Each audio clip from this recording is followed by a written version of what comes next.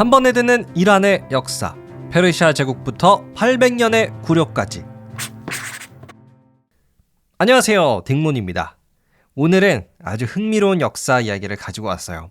바로 이란의 역사인데요. 여러분, 이란, 중동의 국가죠. 인구수는 8,792만 명이고 수도는 테헤란이에요. 그리고 이슬람을 믿는 국가이고요. 사우디아라비아와 함께 또 중동을 대표하는 나라이기도 합니다. 그렇다면 역사는 어떨까요? 이란의 역사는 대표적으로 페르시아 제국이 있어요. 영화 300에서 스파르타가 싸운 게 페르시아 제국이죠. 이게 이제 이란의 역사고요. 그래서 사실 이란이라는 나라는 역사적으로 봤을 때 세계를 한번 제패해봤던 그런 승리의 역사를 가지고 있습니다. 하지만 또 나라를 한 800년 동안이나 잃어버린 그런 슬픈 역사도 가지고 있죠. 또 이란은요, 페르시아도 물론 있지만 그 화려한 이슬람 문명을 만들어낸 게 이란 사람들이라고 생각을 해요. 여러분, 아라비안 나이트라고 아시죠? 천일야화라고도 하는데 그 원조는 사실 이란 사람들이에요. 그러니까 제대로 따지자면 아라비안 나이트가 아니라 페르시안 나이트 이렇게 해야 맞다고도 합니다. 이렇게 문화적으로도 이란은 한 획을 그은 적도 있어요. 자, 이제부터 이란에서 페르시아 제국이 등장을 하고 또 망하고 나라를 잃어버리기까지의 이야기 같이 한번 들어볼까요? 오늘 저와 끝까지 함께 하셔서 이란은 어떤 역사를 가지고 있는 나라인지 함께 알아가 보셨으면 좋겠습니다. 바로 시작할게요. 자, 결론부터 먼저 말씀을 드리면 이란의 역사는 천국과 지옥을 왔다 갔다 하는 그런 롤러코스터 같은 역사를 가지고 있어요. 전 세계에서 가장 센 나라도 한번 만들어 봤었고 나라도 잃어봤었고요.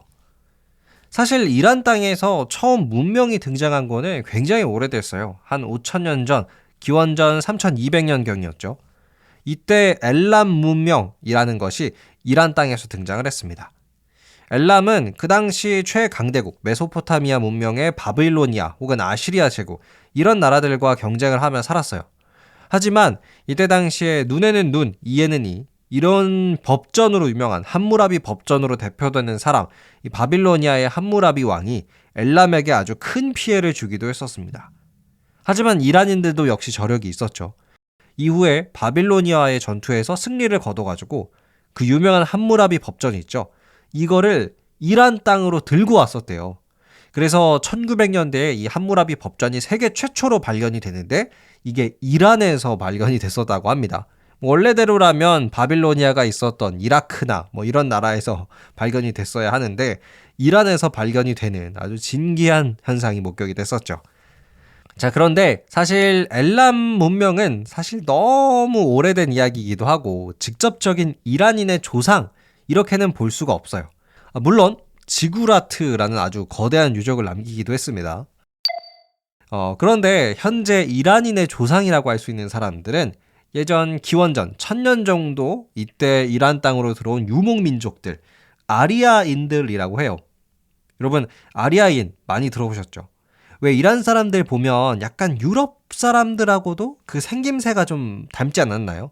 약간 이란이 좀 피부가 좀 까맣긴 하지만 생김새 자체는 유럽인들과 비교했을 때 크게 다르지가 않을 겁니다. 왜냐하면 유럽인들 그리고 이란인들 모두 아리아인이라는 공통적인 조상을 갖고 있기 때문인데요. 아리아인들은 인도도 갔었고 유럽도 갔지만 이란 땅에서도 정착을 했었어요. 그러면서 이란 최초의 왕조가 만들어지기 시작을 하죠. 그게 바로 이란의 첫 번째 역사, 메디아 왕조입니다. 메디아 왕조는 기원전 728년에서 기원전 550년 정도까지 이란 땅에 존재했던 나라고요. 이때가 시기적으로는 로마 제국이 이제 막 탄생을 하고 날개를 펴고 있었을 그때예요. 자, 그런데 메디아 왕조는 사실 어떤 역사적인 이야기를 좀 제쳐두고라도 아주 재미난, 사실은 좀 잔인한 이야기가 하나 있어요. 메디아 왕국의 한 왕이 자신의 부하한테 그 부하의 아들 고기를 먹게끔 했어요. 네, 아버지에게 아들 고기를 먹게 했다는 거죠. 아주 먼 옛날이었어요. 메디아 왕국의 왕, 아스티아게스 왕이 있었는데요. 이 왕은 아주 잘난 아버지를 뒀습니다. 아버지도 왕이었는데 거의 광개토대왕급 정복왕이었어요. 거의 뭐 광개토 대왕급 정보광이었어요. 그래서 아들이었던 아스티아게스는 계속 불안 속에 살 수밖에 없었거든요. 아, 내가 나중에 왕이 될 텐데 난 분명 아버지처럼 잘할 수 없을 거야. 이렇게요. 이후 시간이 흘러서 불안감에 가득 찬 아스티아게스는 메디아의 왕이 됐습니다. 그러던 어느 날이었죠. 아스티아게스 왕은 아주 불길한 꿈을 꿔요. 꿈속에 자신의 딸 만다네 공주가 나와서 오줌을 싸는데 그것 때문에 나라가 잠겨버리는 좀 이상한 꿈을 꾸는 거예요.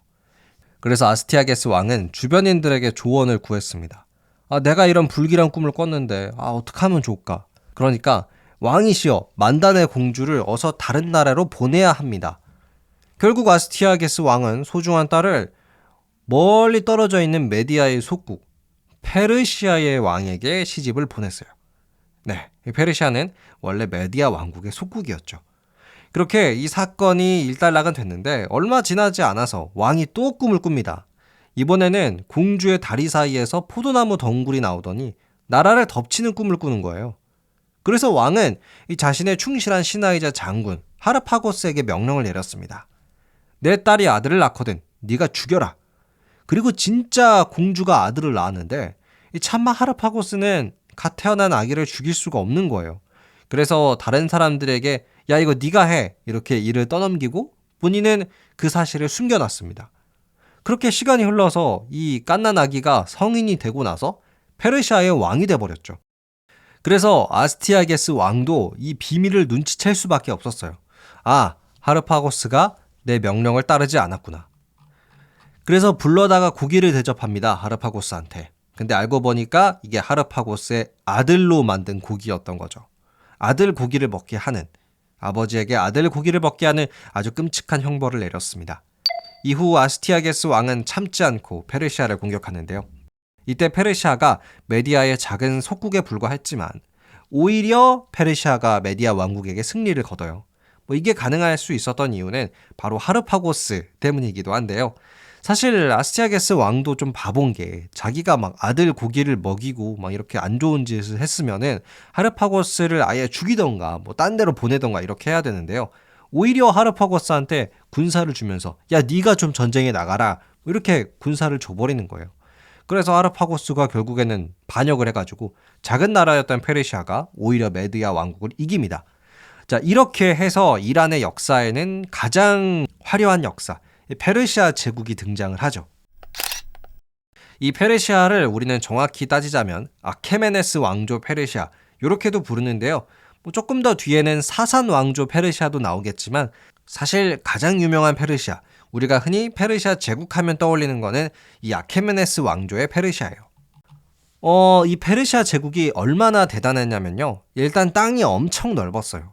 유럽, 아프리카, 아시아, 무려 이 3개 대륙에 걸친 나라의 크기였고요.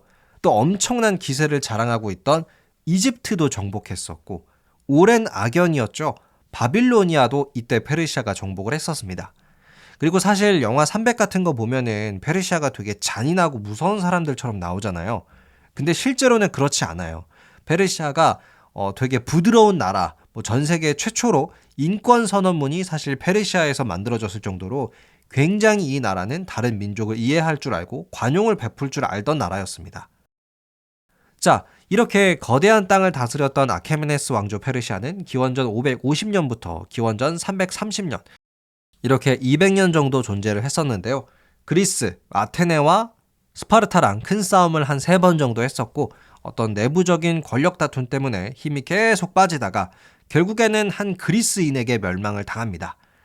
그 그리스인은 알렉산드로스 대왕이에요. 마케도니아 왕국의 알렉산드로스 대왕이 이 페르시아를 무너뜨렸죠. 물론 이 대왕이 페르시아를 멸망시키긴 했지만 그 나라의 공주와 결혼도 했었고요.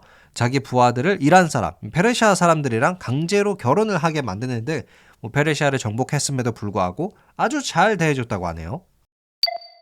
자, 이렇게 페르시아가 알렉산드로스한테 멸망을 당하고 나서 잠시 동안은 나라가 없었다가 이후에 이란 땅에서 파르티아라는 나라가 등장을 해요. 파르티아는 사실 꽤나 강력했던 나라인데요. 여기도 막 로마랑 세력을 견주고 로마에게 정복당하지 않고 무려 500년 이상을 살아남은 나라인데 기록이 많이 남아있지 않다고 해요. 그 이유는 파르티아를 무너뜨린 또 다른 페르시아, 바로 사산 왕조 페르시아 때문인데요. 아까 아케메네스 왕조 페르시아는 조금 더 관용적이고 부드러운 나라였다면 사산 왕조 페르시아는 강력한 왕권, 신분제 이런 걸 중요시 여겼던 나라였어요. 그리고 물론 나라의 힘도 굉장히 셌죠. 그 잘 나가던 로마 제국과 전쟁을 한번 벌여서 승리를 하고 로마의 황제를 포로로 잡기도 했었어요. 그리고 우리나라 그 신라 시대 때 우리 신라의 경주로 사신을 파견하기도 했었다고 합니다. 하지만 이 사산조 페르시아를 마지막으로 이란은 약 800년 동안 나라를 잃어버려요. 가장 먼저 누구의 지배를 받냐면요. 유목민족이죠. 아라비아인들, 즉 오늘날의 사우디아라비아 사람들한테 지배를 받아요. 이때가 한 600년대에 아라비아인들의 이슬람교가 탄생을 하고 나서 사산조 페르시아, 오늘날의 이란을 공격을 했죠. 그래서 사산조 페르시아는 이렇게 멸망을 하고요. 아랍 사람들은 이때부터 아라비아인들에게 지배를 당해요. 그리고 이때부터 시작을 해서 이란 사람들이 이슬람교를 믿게 되었다고 합니다. 원래 이란은 조로아스토교라고 해서 또 다른 종교를 믿었지 이슬람교를 처음부터 믿는 나라는 아니었대요. 자, 이렇게 이란 사람들은 600년대부터 시작을 해서 약 800년 동안이나 나라 없이 다른 나라 속에서 살게 돼요. 처음에는 아라비아인들의 지배를 받았고요. 나중에는 튀르크족의 지배도 받았다가 또 몽골족의 지배도 받아요. 칭기즈칸의 몽골이 휩쓸었을 당시에 일한국이라는 몽골식 나라가 이란에 세워지게 돼요. 이란국이 세워진 게 1256년이고요. 그리고 나서 1500년 즈음은 돼서야 이제 드디어 이란인의 나라가 다시 한번 등장을 합니다. 그 이야기부터는 제가 다음 시간에 소개해 드릴게요. 끝! 네, 오늘은 이란의 역사였어요. 페르시아라는 아주 거대한 제국의 역사를 갖고 있기 때문에 이란인들 사이에서도 그 역사는 굉장히 자부심이 넘칩니다. 물론 800년간 나라를 되찾지 못한 이런 굴욕의 역사도 있다 보니까 이란 사람들에게는 한 가지 특이한 언어적 습관이 있다고 해요.